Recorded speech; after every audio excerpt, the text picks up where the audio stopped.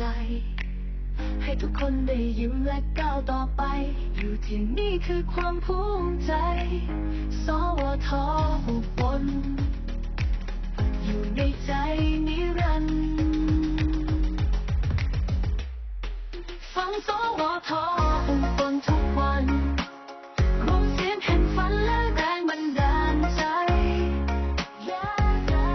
เชื่อมคนทั้งเมืองด้วยสายใยไม่ว่าที่ไหนใจก็ยังเชื่อมกันเสียงที่เชื่อมใจทุกคนไว้สวท.อุบลยืนหยัดไม่เคยเปลี่ยนแปลงเราอยู่ตรงนี้เพื่อทุกยามเช้าเย็นส่งต่อความสุขทุกวันไม่มีวันจบ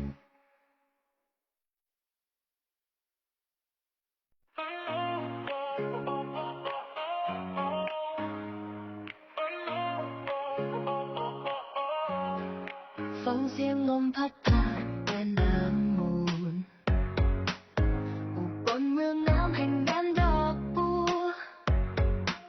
เสียงเพลงและข่าวส่งถึงทุกหัวใจจากสวท.ที่มีในใกล้ชิดทุกเวลาข่าวสารสดใหม่ให้ทุกคนได้รู้เพลงดีที่เปิดอยู่เติมพลังในใจอยู่ใกล้หรือไกลก็ยังเหมือนครอบครัวสวท.อุบลยืนหนึ่งในทุกทางฟังสวท.อุบลทุกวันรวมเสียงแห่งฝันและแรงบันดาลใจเชื่อมคนทั้งเมืองด้วยสายใยไม่ว่าที่ไหนใจก็ยังเชื่อมกันดอกบัวกลางทุ่งมุ่งสู่ทุกทางเรื่องเล่าและเสียงเพลงคือพลังคนอุบลรวมใจขับเคลื่อนทุกฝันสวท.อุบลสื่อกลางที่สร้างรอยยิ้มข่าวสารสดใหม่ให้ทุกคนได้รู้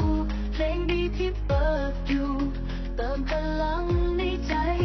อยู่ใกล้หรือไกลก็ยังเหมือนครอบครัว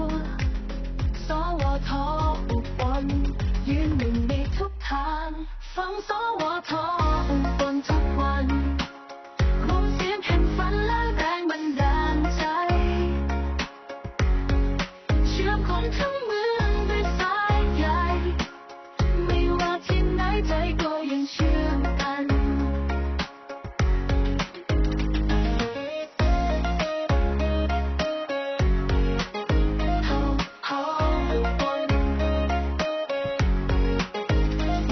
ส่งตรงจากใจถึงใจให้ทุกคนได้ยิ้มและก้าวต่อไปอยู่ที่นี่คือความภูมิใจสวท.อุบลอยู่ในใจนิรันดร์ฟังสวท.อุบลทุกวันรวมเสียงแห่งฝันและแรงบันดาลใจเชื่อมคนทั้งเมืองด้วยสายใยไม่ว่าที่ไหนใจก็ยังเชื่อมกันเสียงที่เชื่อมใจทุกคนไว้สวท.อุบลยืนหยัดไม่เคยเปลี่ยนแปลงเราอยู่ตรงนี้เพื่อทุกยามเช้าเย็นส่งต่อความสุขทุกวันไม่มีวันจบ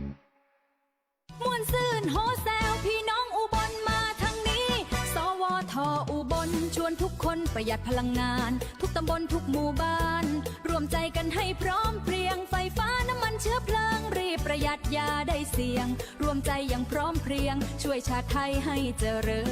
ญช่วยชาติไทยให้เจริญ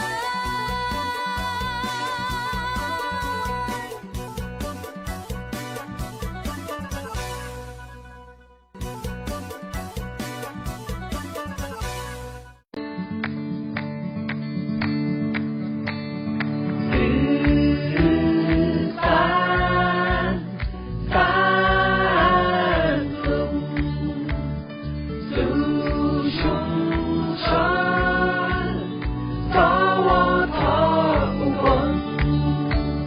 คุณกำลังฟังสถานีวิทยุกระจายเสียงแห่งประเทศไทย จังหวัดอุบลราชธานี กรมประชาสัมพันธ์ ออกอากาศด้วยระบบ FM ความถี่ 98.5 เมกะเฮิรตซ์ และระบบ AM ความถี่ 1,341 กิโลเฮิรตซ์ สวท อุบล สื่อสาร สร้างสุข สู่ชุมชน สถานีวิทยุกระจายเสียงแห่งประเทศไทย จังหวัดอุบลราชธานี เสริมคุณค่าความเป็นไทยให้สังคม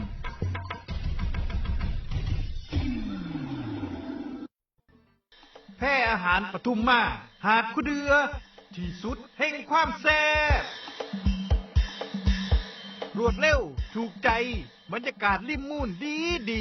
มีอาหารเครื่องดื่มกว่า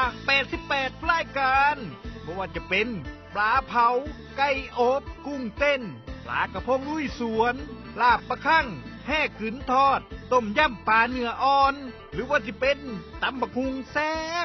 บเปิดให้บริการตั้งแต่8 โมงครึ่งฮอด2 ทุ่มทุกมื้อสอบถาม089 578 3751อีกเบอร์089 845 1088ที่สุดแห่งความอร่อยแค่อาหารปทุมมาหาดคูเดือ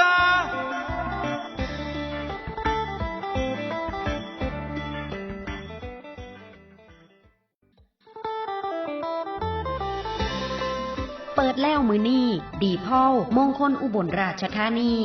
รถยนต์ไฟฟ้าดีไซน์ทันสมัยมั่นใจในคุณภาพและบริการหลังการขายราคาสำบายใจประหยัดพลังงานปลอดมลพิษด้วยเทคโนโลยีล้ำสมัยมีให้เลือกหลากหลายรุ่นพร้อมบริการส่งตรงฮอดหน้าบ้านทันทั่วไทยบริการหลังการขายครบวงจรรับประกันคุณภาพดูแลตลอดอายุการใช้งานซ่อมไว้เคลมไว้โดยทีมสร้างมืออาชีพแวะมาสัมผัสประสบการณ์ใหม่แห่งการขับขี่ได้แล้วมื้อนี้ที่ดีพ่อ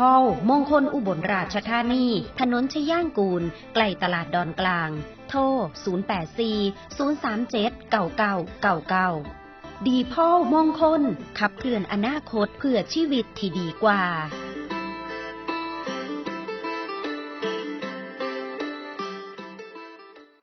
ก่อนจะฟังสปอตนี้เราอยากให้คุณทำใจดีๆเชื่อไหมว่ามีประกันภัยที่คุ้มครองการเสียชีวิตสูญเสียอวัยวะหรือทุพพลภาพในราคาแค่หลักร้อยแล้วไงนอกจากนี้ยังคุ้มครองดูแลค่าใช้จ่ายในการจัดงานศพในกรณีที่เสียชีวิตจากการเจ็บป่วยด้วยให้จริงดิทั้งหมดนี้อัตราเบี้ยประกันภัยแค่200ต่อเดือนเหรอถูกดีนะต่อปีอ้าวช็อกไปซะแล้วประกันภัย200ราคาถูกซื้อที่ไหนคุ้มครองเท่ากันรับเกิน100ให้ประกันภัย200กับคนที่คุณรักโดยสำนักงานคปภ.สายด่วนประกันภัย1186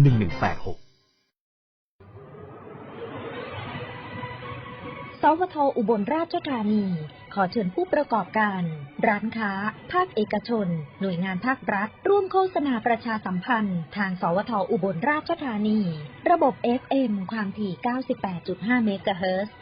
สื่อสารชัดเจนถึงกลุ่มเป้าหมายรวดเร็วฉับไวติดต่อได้ที่สวท.อุบลราชธานีโทรศัพท์045-311-699และ089-949-5060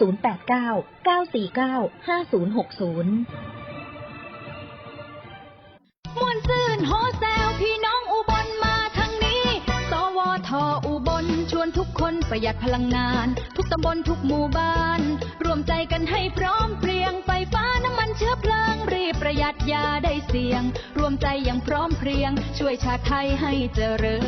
ญช่วยชาติไทยให้เจริญ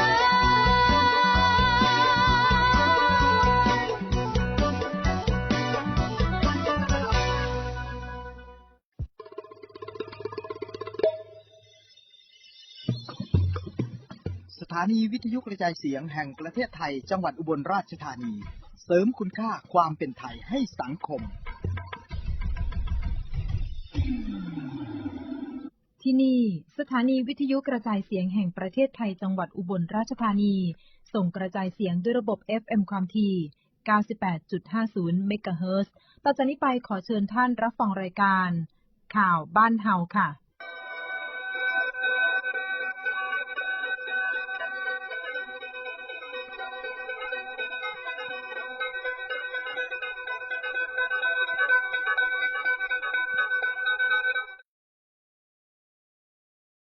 เฮา ผู้บ่าวผู้สาวผู้เฒ่าผู้แก่นี่มาดนในละหูแน่อีพออีแม่ฟังมาแตะหน่อยสวัสดีครับขอต้อนรับทุกท่านเข้าสู่ช่วงของรายการข่าวบ้านเฮาพอกันเป็นประจำทุกๆมื้อทุกๆเช้าครับทางสถานีวิทยุกระจายเสียงแห่งประเทศไทยจังหวัดอุบลราชธานีชื่อย่อๆว่าสวทอุบลออกอากาศทางวิทยุกระจายเสียงครับในระบบ FM ความถี่ 98.5 เมกะเฮิรตซ์ AM 1341 กิโลเฮิรตซ์แล้วก็ยังออกอากาศไปทางเครือข่ายหอกระจายข่าวขอบบุญขอบคุณหลายๆครับท่านผู้ดูแลหอกระจายข่าว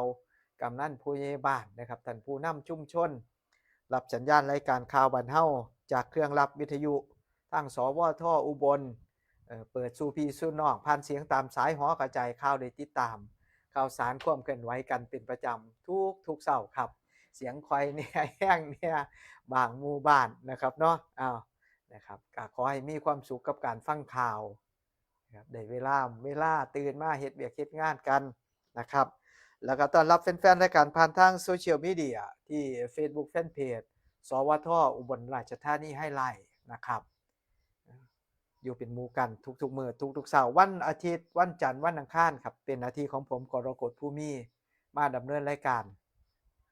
มื้อวันพฤหัสบดีวันศุกร์วันเสาร์พอครับบิ๊กอ๋อครับชาญศักดิ์บุญคล้องมาดำเนินรายการสลับสับเปลี่ยนกันส่วนมื้อวันพุธเวลาเดียวกันนี้ครับเป็นรายการผู้ว่าพบประชาชนครับเนาะมื้อนี้เฮามาพอกันตรงกับเช้าของมื้อเริ่มต้นการเฮ็ดเวียกเฮ็ดงานกันอีก1สัปดาห์ครับขับเคลื่อนกันต่อเข้าสู่ช่วงสัปดาห์หลังๆของเดือนพฤษภาคมแล้วล่ะนะครับเนาะช่วงกลางเดือนพฤษภาคมมื้อนี้วันจันทร์ที่18พฤษภาคม2569ครับคำคมธรรมะสอนใจเห็นคือกันแต่คิดบ่คือกันก็เลยเฮ็ดให้มีความสุขแล้วก็มีความทุกข์แตกต่างกันครับเรื่องราวในชีวิตของคนเฮาอีหลีแล้วนี่นะครับเนาะอาจสิแนมเห็นสิ่งต่างๆที่คือกันแต่ก็บ่ต้องแปลกใจครับเฮาอาจสิคิดที่แตกต่างกันเฮ็ดให้ในโลกนี้ครับคนเฮามีทั้งความสุขมีทั้งความทุกข์ที่แตกต่างกันออกไปส่วนทางด้านภาษาอีสานมื้อนี้เสนอคำว่ากระโบงตากระโบงตาครับหมายถึงกระบอกตากระบอกตาครับอีสานบ้านเฮาเอิ้นว่ากระโบงตาระวังเด้อเล่นหนังสติ๊กระวังยิงเข้ากระโบงตาเด้อเฮ็ดให้ตาบอดเด้นี่ว่าซั่นเล่นหนังสติ๊กยิงหนังสติ๊กใส่กันนี่ระวังมันถือกระบอกตาเด้ตาบอดเด้พิการเด้นี่อันตรายครับเพราะฉะนั้นแล้วซอยเบิ่งนะครับเบิ่งแย่งลูกหลานเฮานะครับเด็กเล็กเด็กน้อยลางเทื่อมันดื้อเนาะแม่นแท้ช่วงนี้กำลังเปิดเทอมดูแลกันให้ดีฝากคุณครูนำแน่นะครับนำโรงเรียนต่างๆก็ได้นะครับทักทายแฟนๆรายการผ่านทางโซเชียลมีเดีย Facebook Fanpage ของเฮาครับตอนนี้มีทั้งหมด7หน่วยตาที่กำลังเบิ่งรายการอยู่ตอนนี้อยากให้เพิ่มเป็นจัก20 30หน่วยตาที่ติดตามทางโซเชียลมีเดียเฮ็ดได้บ่น้อนะครับเนาะฝากแน่นะครับฝากแน่ซอยกดไลค์กดแชร์กันให้แน่นะครับเนาะคุณประดิษฐ์ชินกระทำบอกว่าสวัสดีครับคุณกรกฎและก็ทีมงานสวทอุบลทุกท่านกราบนมัสการหลวงตาอีดบาททองครับวัดหนองโน่ตำบลน้ำค่ำอำเภอเมืองจังหวัดศรีสะเกษครับหลวงตาอีดมื้อนี้โพสต์ขอความเข้ามาบอกว่าสุขกายสุขใจคุณกรกฎพร้อมทั้งแฟนรายการข่าวบ้านเฮาทุกท่านคุณชาญศิลป์พรจตุนรงค์ขอว่าบอกว่าสวัสดีเช้าวันจันทร์คุณกรกฎผู้มีรับฟังจากบ้านน้อยดอนสวรรค์ตำบลหนองเมืองนะครับคุณสุนัยสายแววครับบอกว่ารับฟังอยู่บันทงคำไพภาพเสียงชัดเจนดีครับขอบคุณหลายๆครับขอบคุณหลายๆมีข่าวสารอีหยังก็ส่งเข้ามาเด้อผมสิได้อ่านออกอากาศให้นะครับเนาะพี่น้องครับจังหวัดอุบลราชธานีเมื่อวานนี้มีการเปิดโครงการออกหน่วยขาเทียมพระราชทานเคลื่อนที่ครับเป็นการออกหน่วยขาเทียมพระราชทานเคลื่อนที่เทื่อที่177ครับเพื่อช่วยเหลือผู้พิการขาขาดให้เขาถึงบริการสร้างคุณภาพชีวิตที่ดีขึ้นก็มีทางด้านท่านผู้ว่าราชการจังหวัดอุบลครับท่านพ่อเมืองอุบลเฮาท่านนรงค์เทพเสนานะครับไปเป็นประธานในการเปิดโครงการออกหน่วยขาเทียมพระราชทานเคลื่อนที่เทื่อที่177อยู่ที่หอประชุมศรีปทุม1โรงเรียนเตรียมอุดมศึกษาพัฒนาการจังหวัดอุบลครับก็มีทางด้านศาสตราจารย์คลินิกนายแพทย์นิเวศนันทจิต เพิ่นเป็นเลขาธิการมูลนิธิขาเทียมในสมเด็จพระศรีนครินทราบรมราชชนนีพร้อมคณะและก็ส่วนราชการในจังหวัดอุบลเข้าร่วมพิธีครับโครงการออกหน่วยเฮ็ดขาเทียมพระราชทานเทื่อนี้ครับจัดขึ้นเพื่อถวายเป็นพระราชกุศลแด่สมเด็จพระนางเจ้าสิริกิติ์พระบรมราชินีนาถพระบรมราชชนนีพันปีหลวงนะครับซึ่งการออกหน่วยขาเทียมพระราชทานเคลื่อนที่นะครับกำหนดจัดขึ้นร่วม6มื้อครับตั้งแต่มื้อวานเป็นมื้อแรกไปฮอดวันที่22พฤษภาคมอยู่ที่โดมอนุสรณ์37ปีศรีปทุมพิทยาคารโรงเรียนศรีปทุมขออภัยครับโรงเรียนเตรียมอุดมศึกษาพัฒนาการจังหวัดอุบลราชธานีครับโรงเรียนศรีปทุมเก่าล่ะผมเกิดแต่ศรีปทุมเนาะแถวถนนข้างอุบลนี่เพิ่นเปลี่ยนชื่อมาเป็นโรงเรียนเตรียมอุดมศึกษาพัฒนาการอุบลราชธานีมาหลายปีแล้วนะครับมาเบิ่งทางด้านข่าวที่ต้องให้กำลังใจกันหลายๆครับมื้อวานนี่เกิดเหตุไฟไหม้ครับช่วงประมาณจักบ่ายๆบ่ายโมงกว่าๆนี่นะครับเกิดไฟไหม้อยู่แถวบ้านแค่อำเภอดอนมดแดงครับประมาณจักบ่ายโมงครึ่งเกิดเหตุไฟไหม้บ้านเรือนพี่น้องประชาชนอยู่แถวบ้านแค้นครับบ้านแค้นตำบลดอนมดแดงอำเภอดอนมดแดงจังหวัดอุบลครับเฮ็ดให้บ้านเรือนของพี่น้องประชาชนเสียหายนี่เบื้องต้น10กว่าหลังครับ10กว่าหลังท่านผู้ว่าราชการจังหวัดอุบลท่านณรงค์เทพเสนาพร้อมกับท่านรองผู้ว่าครับท่านรองสรมงคลมงคลศิรินะครับแล้วก็หัวหน้าส่วนราชการเจ้าหน้าที่ที่เกี่ยวข้องลงพื้นที่ไปติดตามสถานการณ์อย่างใกล้ชิดแล้วก็ให้กำลังใจกับผู้ที่ประสบเหตุเพลิงไหม้ได้มีการเข้าตรวจสอบความเสียหายพร้อมกับให้การช่วยเหลือเบื้องต้นสำหรับผู้ได้รับผลกระทบนะครับจัดเตรียมเรื่องของที่พักชั่วคราวมอบถุงยังชีพช่วยเหลือไปแล้วนะครับฝ้าวช่วยเหลือผู้ประสบอัคคีภัยในทุกด้านนะครับเนาะก็มีทั้งด้านหน่วยงานในพื้นที่จังหวัดอุบลนะครับจัดรถดับเพลิงเจ้าหน้าที่เข้าไปช่วยเหลือนะครับบ่ว่าสิเป็นทางอบจนะครับทางป้องกันและบรรเทาสาธารณภัยนะครับหรือว่าสิเป็นทางขององค์กรปกครองส่วนท้องถิ่นในพื้นที่ครับอาสาสมัครต่างๆไปช่วยกันนะครับแล้วก็ทางด้านสำนักงานสาธารณสุขจังหวัดอุบลราชธานีก็บ่ได้ซ่าคือกันครับออกเยี่ยมให้กำลังใจผู้ประสบอัคคีภัยอยู่พื้นที่ของอำเภอดอนมดแดงนะครับมื้อวานนี้คือกันครับช่วงตั้งแต่ประมาณหลังจากที่ระงับเหตุเรียบร้อยแล้วล่ะนะครับเรื่องของการเกิดเหตุอัคคีภัยรุนแรงนะครับอยู่บริเวณบ้านแค้นหมู่1ตำบลดอนมดแดงอำเภอดอนมดแดงจังหวัดอุบลนะครับเฮ็ดให้บ้านเรือนพี่น้องประชาชนนี่ได้รับความเสียหายนะครับประมาณ10หลังนะครับประมาณ10หลังคาเรือนนะครับบ่มีผู้ใดได้รับบาดเจ็บหรือว่าเสียชีวิตทางอำเภอดอนมดแดงนะครับทางอำเภอดอนมดแดงก็ได้มีการจัดตั้งนะครับทีมงานเข้ามาเรื่องของการดูแลช่วยเหลือครับตั้งศูนย์พักพิงชั่วคราวอยู่วัดบ้านแค้นครับเพื่อรองรับผู้ประสบภัยและก็ทางด้านนายแพทย์พิทักษ์พงษ์จันแดงนายแพทย์สาธารณสุขจังหวัดอุบลนะครับมอบหมายให้ทางด้านโรงพยาบาลดอนมดแดงสำนักงานสาธารณสุขอำเภอดอนมดแดงนะครับเจ้าหน้าที่เกี่ยวกับสาธารณสุขในพื้นที่ดอนมดแดงรพสตในพื้นที่ลงพื้นที่ไปให้การช่วยเหลือนะครับผู้ที่ประสบภัยอย่างเร่งด่วนจัดตั้งจุดปฐมพยาบาลส่วนหน้าแล้วก็ศูนย์ปฏิบัติการทางการแพทย์ส่วนหน้าพร้อมกับทีมประเมินสุขภาพจิตนะครับคัดกรองภาวะความเครียดรุนแรงให้การปฐมพยาบาลทางจิตใจครับผู้ที่ประสบภัยทุกรายครับโดยเฉพาะอย่างยิ่งกลุ่มผู้สูงอายุผู้ป่วยติดเตียงแล้วก็ผู้ที่มีโรคประจำตัวเรื้อรังนะครับสำหรับข้อมูลล่าสุดอยู่ศูนย์พักพิงศูนย์อพยพชั่วคราวนะครับตอนนี้ล่าสุดครับมีทั้งหมด31คน31คนเป็นผู้ชาย13คนผู้หญิง5คนแล้วก็เด็กน้อยผู้หนึ่งผู้สูงอายุ12คนครับผู้ป่วยติดเตียง2คนผู้ที่มีโรคประจำตัว12คนการดูแลช่วยเหลือเบื้องต้นครับดูแลสุขภาพกายสุขภาพจิตให้คำปรึกษาเยียวยาจิตใจติดตามผู้ป่วยกลุ่มเสี่ยงแล้วก็ผู้ที่มีโรคประจำตัวสนับสนุนสิ่งของจำเป็นในการดำรงชีพครับเฝ้าระวังสถานการณ์อย่างต่อเนื่องนะครับหากว่าพี่น้องประชาชนพบเหตุฉุกเฉินนะครับเรื่องของการช่วยเหลือผู้ป่วยอันนั้นอันนี้ในอุบัติเหตุอย่างนี้แจ้ง1669ครับแจ้ง1669นะครับตลอด24ชั่วโมงอันนี้ข้อมูลเพิ่มเติมมาจากทางสำนักงานสาธารณสุขจังหวัดอุบลครับการเกิดเหตุภัยพิบัติเทื่อนี้ครับต้องให้กำลังใจพี่น้องที่ประสบเหตุประสบภัยครับบ่แม่นว่าผู้ใดอยากให้เกิดดอกมันเกิดแล้วก็ต้องช่วยเหลือเยียวยากันที่สำคัญครับการให้กำลังใจสำคัญที่สุดครับรวมไปถึงการลงไป ให้กำลังใจดูแลทุกด้านของเจ้าหน้าที่ทุกฝ่ายที่เกี่ยวข้องสิ่งหนึ่งที่เฮาเฮ็ดกันได้ตอนนี้ครับข่าวบ้านเฮาสวทบนั่นก็คือการส่งกำลังใจช่วยเหลือผู้ประสบภัยนะครับเรื่องของการเกิดเหตุนะครับอัคคีภัยในพื้นที่ของอำเภอดอนบัวแดงจังหวัดอุบลราชธานีผมก็อยากจะขอเชิญชวนพี่น้องแฟนๆรายการข่าวบ้านเฮานะครับได้ส่งแรงใจนะครับไปเยียวยาหรือว่าอยากจะไปช่วยเหลือนะครับไปมอบสิ่งของช่วยเหลือเพิ่นก็ได้เด้อนะครับทางอำเภอดอนบัวแดงจังหวัดอุบลสำหรับแฟนๆรายการข่าวบ้านเฮาที่ติดตามผ่านโซเชียลมีเดียเพจสวทอุบลราชธานีตอนนี้ครับท่านอยากส่งขอความเป็นกำลังใจให้กับผู้ประสบภัยอัคคีภัยอยู่อำเภอดอนบัวแดงส่งกันเข้ามาได้โพสต์กันเข้ามาได้หรือว่าจะส่งเป็นรูปหัวใจเข้ามาก็ได้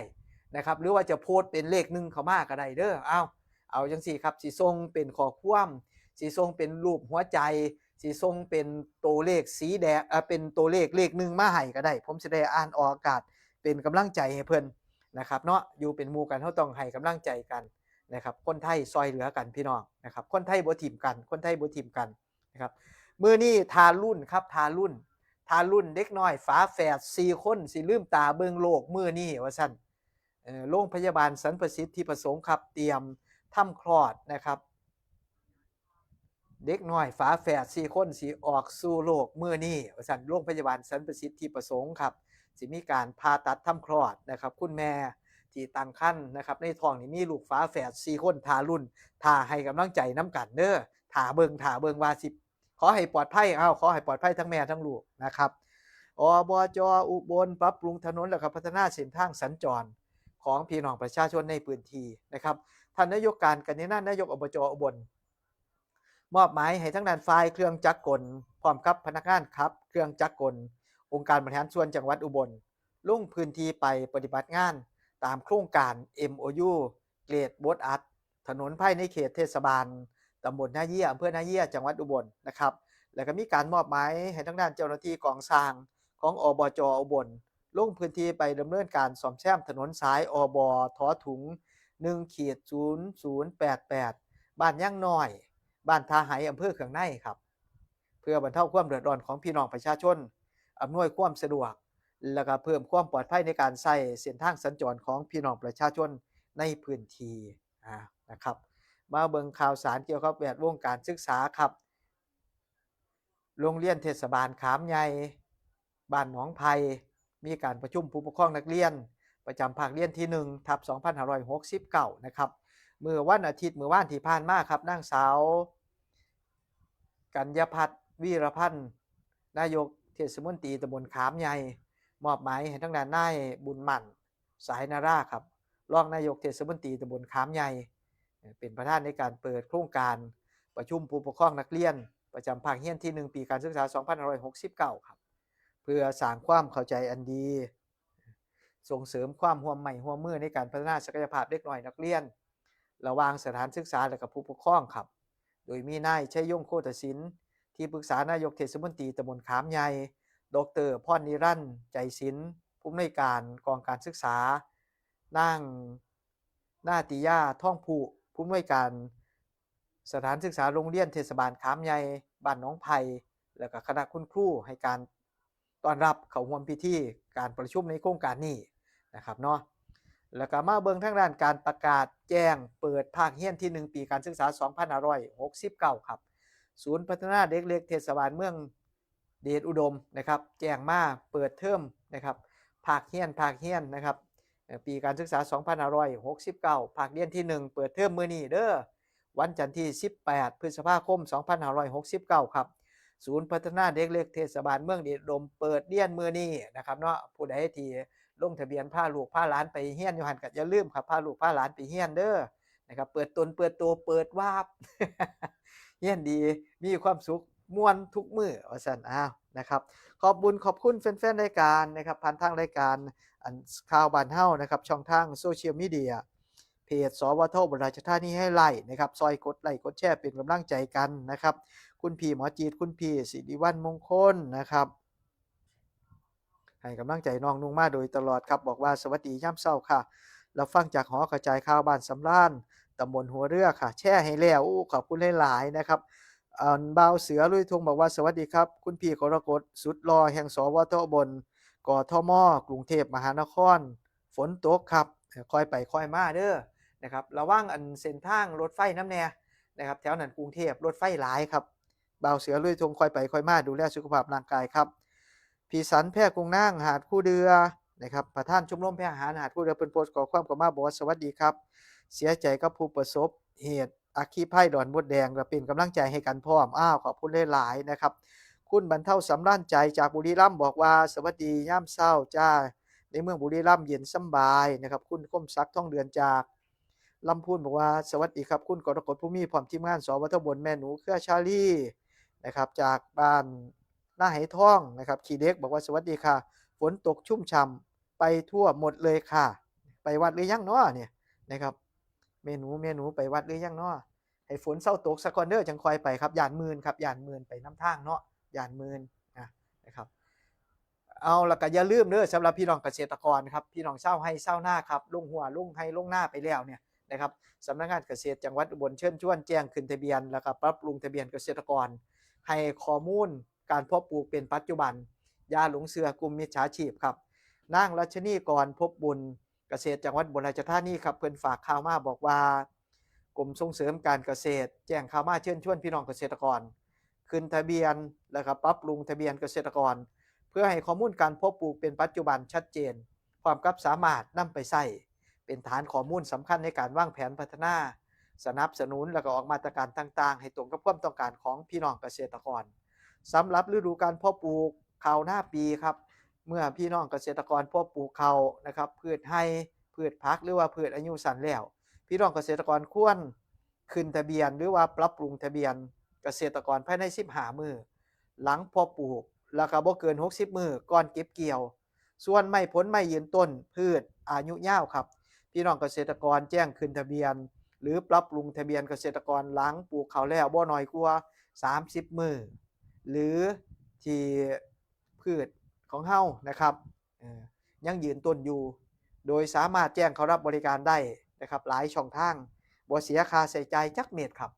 แจ้งได้ขึ้นทะเบียนเกษตรกรได้อยู่ที่สำนักงานเกษตรอำเภอนะครับที่พี่น้องมีแปลงเพาะปลูกอยู่นะครับหรือที่เว็บไซต์ www.efarmer.doae.go.th ครับหรือแอปพลิเคชัน Farmbook เฉพาะเกษตรกรไร่เก่าแปลงเก่านะครับเริ่มลงทะเบียนตั้งแต่มื้อนี้เป็นต้นไปจังได๋ก็ตามครับพี่น้องให้ระมัดระวังหากว่ามีคนแอบอ้างมาเรียกรับผลประโยชน์ขอให้แจ้งเจ้าหน้าที่สำนักงานเกษตรอำเภอเพิ่นได้ฮู้ครับสินำจับตัวแล้วก็ให้หลีกเลี่ยงการให้ข้อมูลส่วนตัวกับบุคคลภายนอกที่บ่เกี่ยวข้องแล้วก็นอกจากนี้ครับเจ้าหน้าที่เพิ่นบ่ได้มีการส่งข้อความผ่านช่องทางโทรศัพท์หรือ LINE หาเกษตรกรเพื่อให้ดำเนินการครับเพราะฉะนั้นพี่น้องอย่าไปหลงเชื่อกลุ่มมิจฉาชีพเด้อครับเด้อจังได๋ก็ตามค่อยติดต่อสอบถามรายละเอียดจากสำนักงานเกษตรอำเภอใกล้บ้านพี่น้องทุกพื้นที่ทุกหม่องทุกบอนนั่นล่ะนะครับติดตามกันได้อาจารย์จีรวัฒน์สว่างวงศ์อีกหนึ่งกำลังใจเครือข่ายที่เข้มแข็งกับสวทอุบลของเฮาครับเพิ่นมาซอยจัดรายการตั้งแต่เพิ่นเฮ็ดงานเกี่ยวกับแวดวงการศึกษาในอุบลเฮานี่ครับหลายปีแล้วเด้ตั้งแต่ผมมาอยู่อุบลนี่โอ้หลายปีแล้วครับมาซอยจัดรายการอันนั้นอันนี้ทุกมื้อนี่ก็ยังอยู่ครับจัดรายการซอยกันรายการอีหยังก็ลูกทุ่งสวทช่วงก่อนช่วงหลังเลิกงานครับ5:00 นฮอด6:00 นนะครับเนาะติดตามกันได้เพลงลูกทุ่งเก่าๆประวัติเพลงลูกทุ่งความเป็นไปเป็นมานะครับเพิ่นให้กำลังใจกันคำว่าในข่าวบ้านเฮาพร้อมครับเพิ่นบอกว่าสบายดีหน้าค่ำขามใหญ่นะครับแล้วก็เพิ่นบอกว่ามื้อนี้มีการประชุมคณะกรรมการประกวดต้นเทียนพรรษาปี2569อยู่สารกลางจังหวัดครับเอ้าเว้นผมสิได้ไปประชุมนำอยู่บ่นี่เนาะก็ยังบ่ได้ทันเห็นหนังสือจังได๋ค่ายากอยู่ช่วงนี้ก็ได้ค่ายากครับค่ายากเบิ่งผู้เฒ่าอยู่เอ้านะครับค่อยไปค่อยมานี่แหละเวียกงานการสร้างอีหยังก็ได้ช่วงนี้นะครับขอบคุณกำลังใจจากพี่น้องสุขุสุคนเนาะอย่าลืมครับส่งกำลังใจเข้ามาเป็นกำลังใจให้กับพี่น้องชาวอุบลเฮาอำเภอดอนมดแดงเมื่อวานนี้เกิดไฟใหม่10หลังคาเรือนครับเดือดร้อนตอนนี้นะครับเนาะส่งกำลังใจผ่านรายการข่าวบ้านเฮามานี่ล่ะนะครับ สิส่งเป็นรูปหัวใจสิโพสต์ข้อความมาเป็นเลข1ก็ได้หรือว่าสิโพสต์เป็นข้อความมาก็ได้นะครับหรือว่าผู้ใดพอมีกำลังทุนทรัพย์ของเจ้าของแหน่แวะไปเยี่ยมไปยามไปให้กำลังใจเพิ่นนะครับเนาะไปเยี่ยมไปยามไปให้กำลังใจเพิ่นนะครับข้าวปลาอาหารแห้งของใช้อันอิหยังต่างๆนี่นะครับแวะไปนะครับเบิ่งแย่งไปให้กำลังใจกันเดี๋ยวเด้อผมเบิ่งอันศูนย์พักพิงชั่วคราวตอนนี้อยู่ที่วัดบ้านแค้นครับวัดบ้านแค้นนะครับวัดบ้านแค้นหมู่1ตำบลดอนมดแดงอำเภอดอนมดแดงจังหวัดอุบลราชธานีช่วงนี้เดี๋ยวเฮาไปพักจักคราวเนาะไปพ้อกับทางด้านผู้ให้การสนับสนุนรายการข่าวบ้านเฮาเดี๋ยวจังกลับเข้าสู่ข่าวบ้านเฮาในช่วงต่อไปครับรายการข่าวบ้านเฮามีผู้ร่วมนำเสนอข่าวโดยเปิดแล้วมื้อนี้ดีพ่อมงคลอุบลราชธานีรถยนต์ไฟฟ้าดีไซน์ทันสมัยมั่นใจในคุณภาพและบริการหลังการขายราคาสำบายใจประหยัดพลังงานปลอดมลพิษด้วยเทคโนโลยีล้ำสมัยมีให้เลือกหลากหลายรุ่นพร้อมบริการส่งตรงฮอดหน้าบ้านทันทั่วไทยบริการหลังการขายครบวงจรรับประกันคุณภาพดูแลตลอดอายุการใช้งานซ่อมไว้เคลมไว้โดยทีมสร้างมืออาชีพแวะมาสัมผัสประสบการณ์ใหม่แห่งการขับขี่ได้แล้วมื้อนี้ที่ดีพอลมงคลอุบลราชธานีถนนชย่างกูลใกล้ตลาดดอนกลางโทร084-037-9999ดีพอลมงคลขับเคลื่อนอนาคตเพื่อชีวิตที่ดีกว่า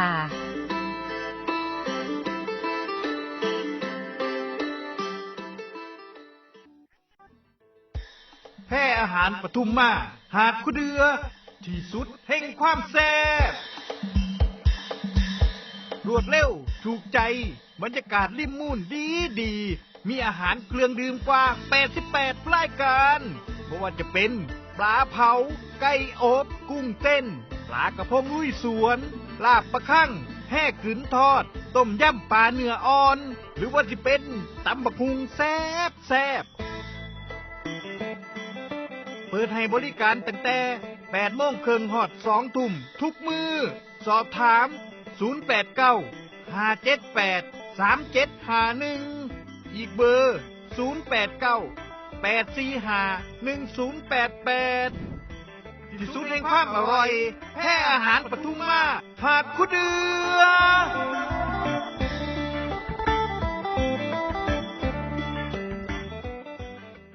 ประกันไม่ใช่แค่เพียงธุรกิจที่เอามาขายคุณเพื่อเงิน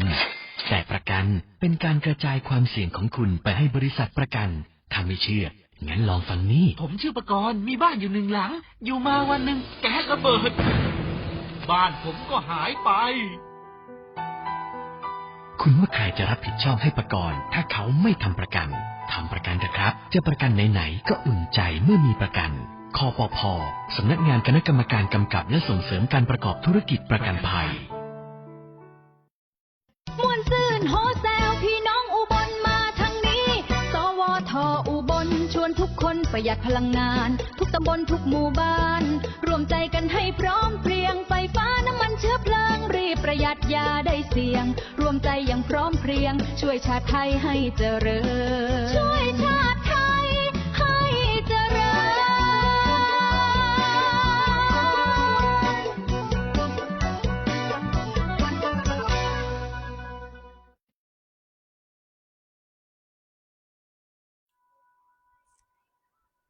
6 โมงเช้าครับอีก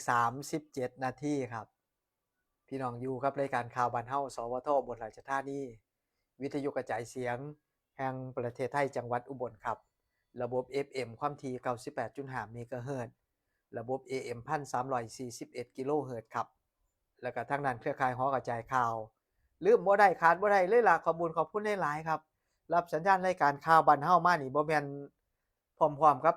สถานีออกอากาศพุ่นบ่เกือบ60 ปีแล้วเด้นะครับ50 กว่าปี60 ปีแล้วนะครับข่าวบ้านเฮาเนี่ยหลายปีดีดักครับแล้วก็ขอบคุณแฟนๆรายการที่อยู่เป็นหมู่กันผ่านทางโซเชียลมีเดียนะครับ Facebook Fanpage สวทอุบลราชธานีให้ไลค์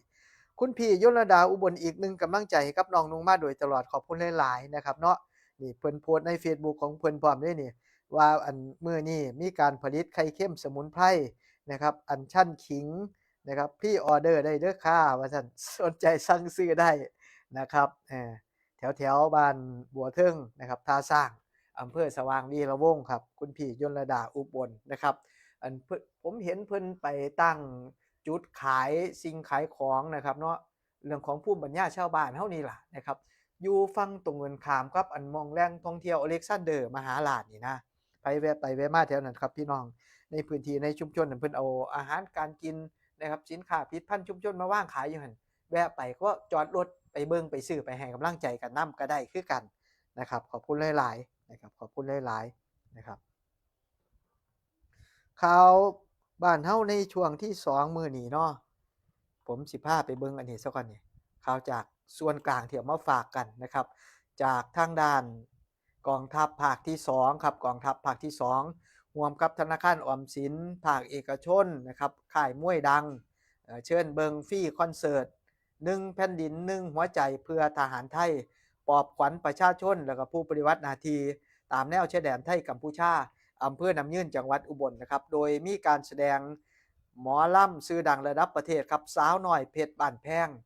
ภายใต้ชื่องานคอนเสิร์ต1แผ่นดิน1หัวใจเพื่อทหารไทย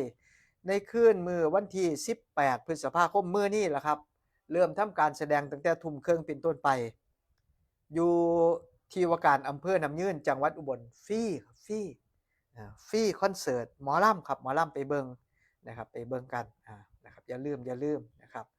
แล้วก็อีกข่าวหนึ่งของทางด้านกองทัพภาคที่2นี่เกี่ยวของกองทัพนี่นะครับเนาะกองทัพบกนี่เกี่ยวกับเรื่องของสถานการณ์ชายแดนไทยกัมพูชาครับกองกำลังบุรพาได้เจรจาให้ชาวบ้านฝั่งกัมพูชางดทำการเกษตรในพื้นที่อ้างสิทธิ์หลังจากพอว่ามีการลุกล้ำเกินแนวเส้นสีแดงเข้ามาในพื้นที่ของฝั่งไทยเห็นว่าเอาอีกแล้วเห็นบ่มันเป็นจังซี่ล่ะครับมันคือดื้อแท้ตีก้นเอาซะบ่กัมพูชาเขมรนี่คือดื้อแท้เนาะนะครับในช่วงนั้นก็ว่าอันทหารเขมรมายั่วยุยิงปืนยั่วยุอยู่บัดทีนี้พี่น้องเกษตรกรฝั่งกัมพูชาครับลุกล้ำเข้ามาเรื่องของการเฮ็ดทางด้านการเกษตรครับล้ำเข้ามาในฝั่งของไทยศูนย์ปฏิบัติการกองทัพภาคที่2ได้รับรายงานขออภัยครับศูนย์ปฏิบัติการกองทัพภาคที่1ได้รับรายงานจากกองกำลังบุรพามื้อวันที่16พฤษภาคมที่ผ่านมาครับโดยหน่วยเฉพาะกิจโคกสูงแล้วก็จุดควบคุมทหารพรานที่12ได้รับแจ้งจากชาวบ้านว่ามีชาวกัมพูชานำรถไถมาเตรียมเฮ็ดการเกษตรในพื้นที่ระหว่างบ้านอ่างศิลาตำบลโน่นหมากมูลอำเภอโคกสูงจังหวัดสระแก้วโดยชุดควบคุมฐานพรานที่12ได้จัดกำลังพลทำการตรวจสอบเพราะว่ามีชาวบ้านกัมพูชาขับเข้ามาไถแปลงเตรียมทำการเกษตรในพื้นที่นะครับซึ่งอยู่นอกเขตเส้นแดงเลยเขตพื้นที่อ้างสิทธิ์เข้ามาพื้นที่ฝั่งไทยแล้วก็มีทหารกัมพูชาเข้ามาในพื้นที่นะมีทหารเข้ามาพร้อมครับชุดควบคุมกรมทหารพรานที่12ได้นำกำลังทหารพรานเข้าเจรจาพร้อมกับเปิด GPS เปิดระบบแผนที่ให้เบิ่งชี้พิกัดแนวเส้นแดงแล้วก็เส้นน้ำเงินให้ทหารกัมพูชาได้ฮู้นะครับชาวบ้านกัมพูชากำลังละเมิด MOU 43ในการเข้ามาเฮ็ดประโยชน์ในพื้นที่อ้างสิทธิ์ของทั้ง2ประเทศแล้วก็กำลังลุกล้ำเกินแนวเส้นสีแดงซึ่งเป็นอธิปไตยของไทยอย่างชัดเจนครับก็ได้มีการประสานให้แจ้งให้เศร้าปฏิบัติการต่างๆที่เกี่ยวข้องในพื้นที่อ้างสิทธิ์พร้อมกับเอาข้อมูลไปชี้แจงกับผู้บังคับบัญชาของทั้ง2ฝ่ายให้ได้ฮู้ผลการเจรจากับฝ่ายกัมพูชาเบื้องต้นครับชาวกัมพูชาได้ยกเลิกแล้วก็ยุติการเฮ็ดแปลงเกษตรแล้วจนกว่าขอตกลงเรื่องเขตแดนระหว่างประเทศจะได้ขอสรุปที่ชัดเจนพร้อมกับชี้แจงข้อมูลให้ชาวบ้านฝ่ายไทยที่รับผลกระทบให้เข้าใจสถานการณ์แล้วก็ดำเนินการประสานแม่กองชายแดนเข้ามาสำรวจพื้นที่เพื่อเข้าสู่กระบวนการปักปันเขตแดนต่อไปซึ่งทางด้านกองทัพภาคที่1โดยกองกำลังบุรพานะครับขอยืนยันว่าสิดำรงภารกิจในการปกป้องอธิปไตยรักษาพื้นแผ่นดินไทยตลอดแนวชายแดนไทยกัมพูชาอย่าง เต็มความสามารถในทุกมิติครับเพื่อปกป้องผลประโยชน์ของชาติและก็ความปลอดภัยของพี่น้องประชาชนตามแนวชายแดนอย่างดีที่สุดครับอันนี้ก็คือเรื่องราวนะครับสถานการณ์ชายแดนไทยกัมพูชาครับในพื้นที่รับผิดชอบของทางด้านกองทัพภาคที่1นะครับเนาะกองทัพภาคที่1นะครับก็เอามาฝากมาตอนพี่น้องแฟนๆรายการนะครับเนาะให้ได้ฮู้ความเคลื่อนไหวนะครับในหลายๆมิติหลายๆมุมมองนะครับหลายๆส่วนนะครับมาเบิ่งข่าวสารความเคลื่อนไหวกันต่อบัดนี้ครับฝากตอนกันเทศบาลนครอุบลราชธานีครับนำโดยท่านนายกเทศมนตรีนครอุบลครับท่านนายกพิทยาชัยสงครามร่วมกับทางด้านสำนักงานปศุสัตว์จังหวัดอุบลจัดโครงการผ่าตัดทำหมันให้กับหมากับแมวฟรีครับพี่น้องประชาชนผู้ที่เลี้ยงหมาเลี้ยงแมวนะครับอยู่ในเขตเทศบาลนครอุบลนะครับต้องการอยากจะทำหมันให้กับหมากับแมวครับอย่าลืมครับพาหมาพาแมวของท่านไปทำหมันฟรีนะครับเอาบัตรประจำตัวประชาชนของท่านไปนำวันที่22พฤษภาคมอยู่วัดปทุมมาลัย25พฤษภาคมอยู่วัดเรียบ28พฤษภาคมอยู่วัดศรีแสงทองครับติดต่อสอบถามรายละเอียดเพิ่มเติมนะครับโทรศัพท์หมายเลข045 246 061 045 246 061ต่อ180ต่อ180หรือจะต่อ280ได้คือกันครับหรือว่าจะติดต่อกับเจ้าหน้าที่โดยตรงครับงานสัตวแพทย์กองสาธารณสุขและสิ่งแวดล้อมชั้น1ตึกดับเพลิงเทศบาลนครอุบลราชธานีที่นี่ผมสิแจ้งข่าวเชิญชวนกลุ่มเสี่ยงครับพี่น้องประชาชนกลุ่มเสี่ยง7กลุ่มเข้ารับบริการฉีดวัคซีนป้องกันโรคไข้หวัดใหญ่ฟรีเพื่อลดความเสี่ยงจากภาวะแทรกซ้อนรุนแรงนะครับบ่ให้เฮาเสียชีวิตนะครับเนาะกลุ่มเสี่ยงมี7กลุ่มครับ1ผู้หญิงตั้งครรภ์ที่มีอายุครรภ์12ฮอด20สัปดาห์2กลุ่มเด็กน้อยอายุ6เดือนฮอด5ปี3กลุ่มผู้ที่มีโรคเรื้อรังนะครับเป็นที่บ่เป็นโรคติดต่อนะแต่ว่าเป็นโรคเรื้อรังนะครับเนาะกลุ่มที่4ก็คือคนที่มีอายุคนที่มีอายุ65ปีขึ้นไปกลุ่มที่5ครับกลุ่มที่เป็นโรคทาลัสซีเมียแล้วก็ผู้ที่มีภูมิคุ้มกันบกพร่องนะครับกลุ่มที่6โรคอ้วนครับน้ำหนักตัวตั้งแต่100กิโลกรัมขึ้นไปแล้วก็กลุ่มที่7ผู้พิการทางสมองช่วยเหลือเจ้าของบ่ได้ครับกลุ่มบุคคลต่างๆเหล่านี้นะครับเนาะให้ญาติพาไปฉีดวัคซีนป้องกันโรคไข้หวัดใหญ่ฟรีนะครับฉีดอยู่ไสครับอยู่สถานพยาบาลสาธารณสุขภาครัฐทุกแห่งทุกหม่องทุกบอนทั่วประเทศนะครับแล้วก็อยู่ในเขตเทศบาลนครอุบลนี่ก็เพิ่นมีศูนย์บริการชุมชนนะครับเนาะให้บริการอย่างเช่นศูนย์สุขภาพชุมชนทาวังหินศูนย์สุขภาพชุมชนชย่างกูลศูนย์สุขภาพชุมชนปทุมมาลัยศูนย์สุขภาพชุมชนปทุมวิทยากรนะครับศูนย์สุขภาพชุมชนวัดไต่นี่อันนี้ความร่วมมือกันระหว่างโรงพยาบาลสันประสิทธิประสงค์นะครับเนาะแล้วก็หน่วยงานในพื้นที่นะครับแจ้งมาให้พี่น้องนะครับดูแลสุขภาพร่างกายเจ้าของให้ดีนะครับแล้วก็มาเบิ่งเรื่องของตอนนี้นะครับเข้าสู่ช่วงของฤดูฝนแล้วโรคภัยไข้เจ็บต่างๆมันมีหลายครับดูแลนะครับช่วยกันป้องกันโรคต่างๆให้ดีครับบ่ว่าสิเป็นโรคไข้เลือดออก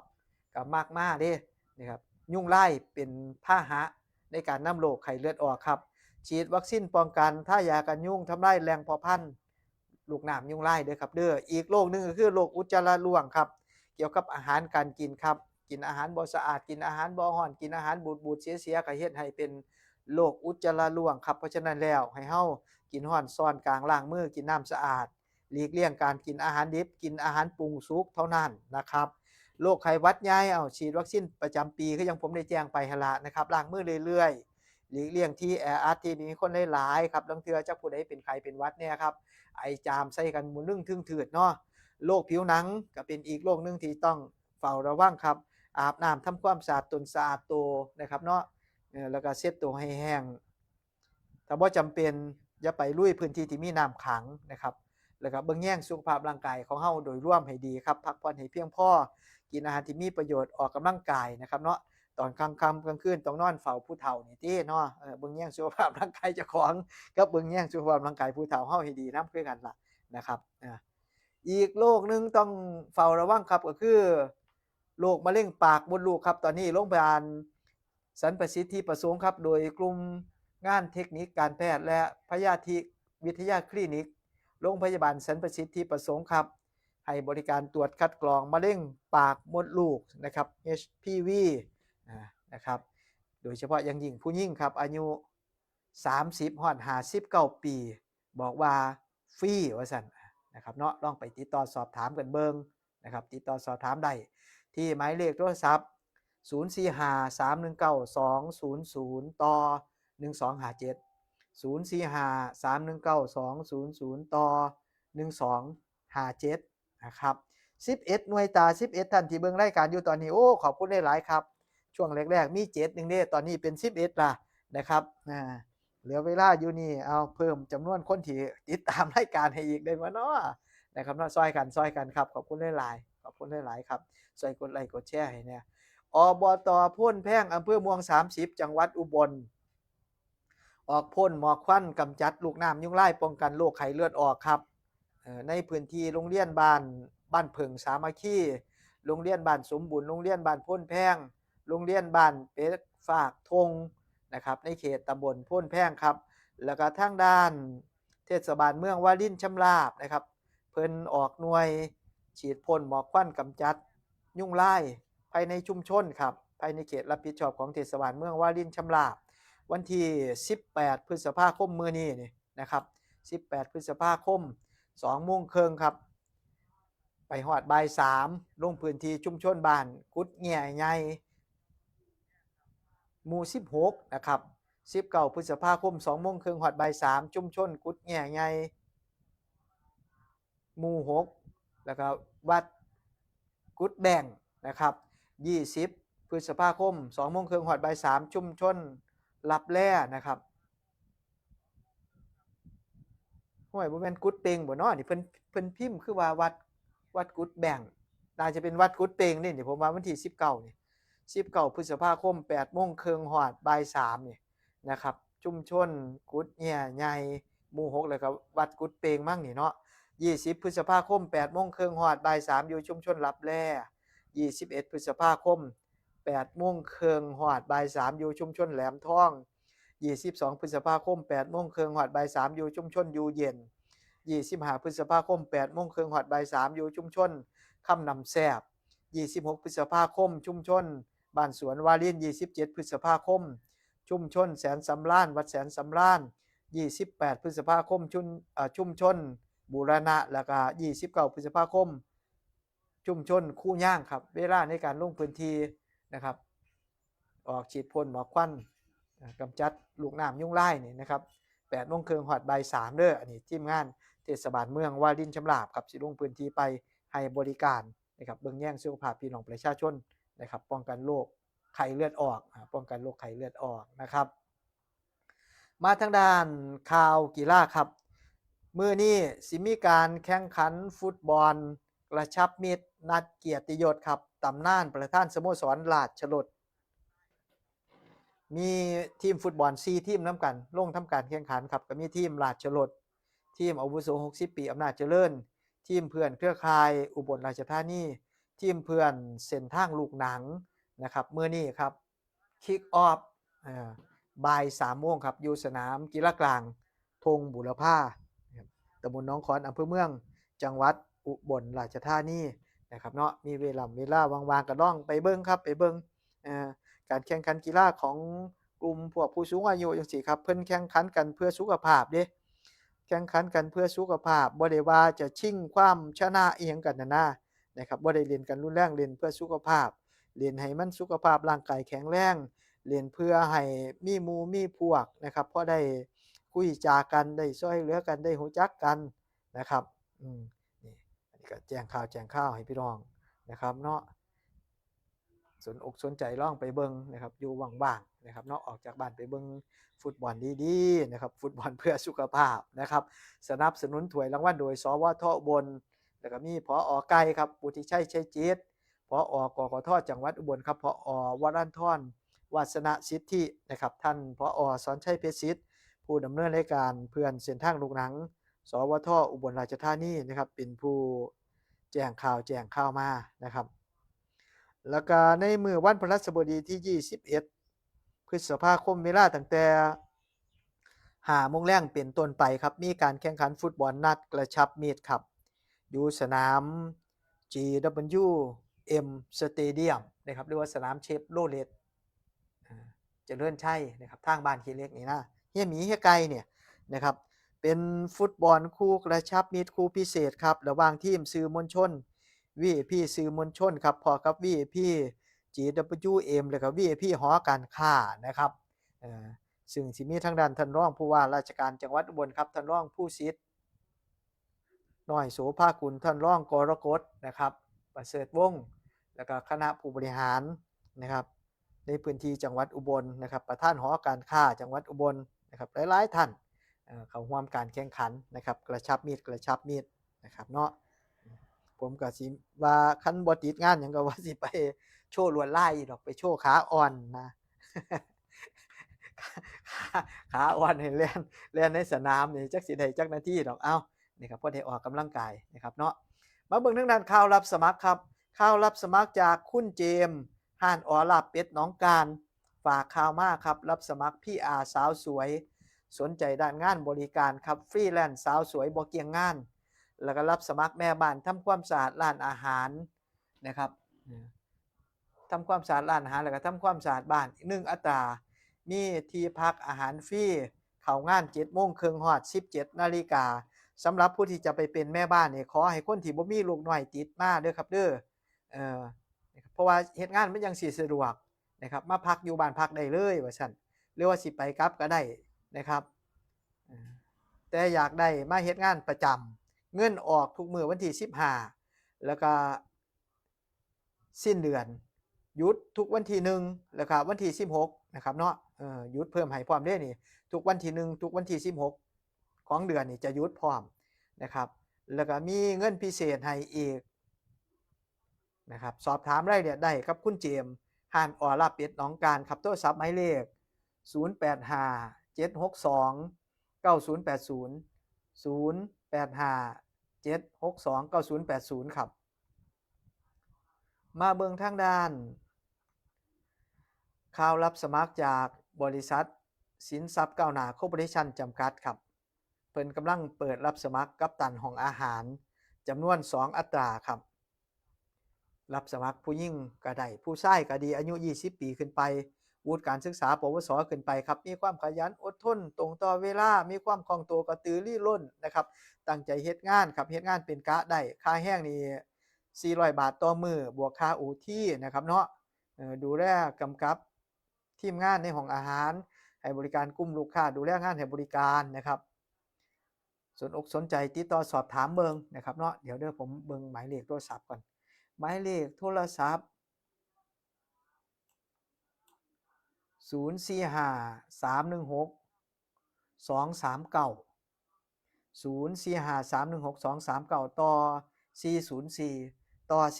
404หรือจะติดต่อทางโทรศัพท์หมายเลข0819660373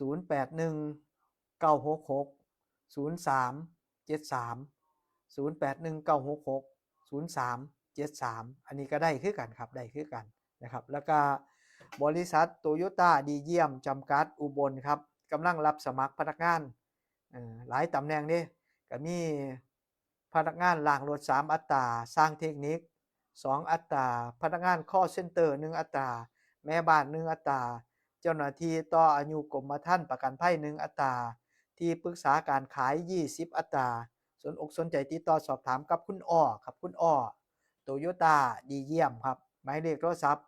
0924749999 มาทางด้านข่าวพยากรณ์อากาศครับอีสานบ้านเฮามื้อนี้เป็นจังไดแน่เรื่องของลักษณะอากาศครับสิร้อนสิฝนสิหนาวจังไดนะครับฝนก็ตกแน่บ่ตกแน่นะครับลางหม้องตกแห้งลางหม้องตกคอยลางหม้องบ่ตกครับเตรียมตนเตรียมตัวนะครับสิ สิได้ฮู้นะครับเนาะอีสานบ้านเฮาอีสานตอนล่างมื้อนี้ครับฝนหลายเด้อ 70% ของพื้นที่ครับลางหม้องนี่อาจจะมีฝนตกแห้งครับอย่างเช่นมุกดาหารยโสธรอำนาจเจริญโคราชศรีสะเกษแล้วก็อุบลราชธานีอุณหภูมิต่ำสุดนี่25องศา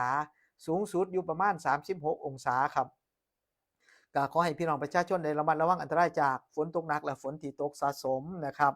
อุบลเฮามื้อนี้ 70% ของพื้นที่ละนะครับฝนตกหนักแน่นอนนะครับอุณหภูมิสูงสุด35องศาต่ำสุด24องศานะครับมื้อแลงครับประมาณ 6:00 น. 13 นาทีอยู่หาดคู่เรือดวงอาทิตย์ตกแล้วก็มื้อเช้าอยู่ผาชนะใดอำเภอโขงเจียมดวงอาทิตย์ขึ้นตี 5:28 นาทีคุณจอมขวัญสักกะมาศผอ.ศูนย์อุตุนิยมวิทยาภาคตะวันออกเฉียงเหนือตอนล่างแจ้งข่าวมาข่าวบ้านเฮาเช้ามื้อนี้เวลาหมดแล้วครับขอบคุณทุกกำลังใจครับขอบคุณทุกกำลังใจนะครับมื้ออื่นมาพ้อกันใหม่สำหรับเช้ามื้อนี้สวัสดีครับ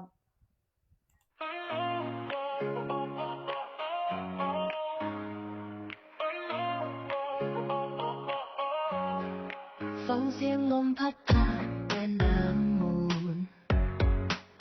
อุบลเมืองน้ำแห่งแดนดอกบัวเสียงเพลงและข่าวส่งถึงทุกหัวใจจากสวทที่มีในใกล้ชิด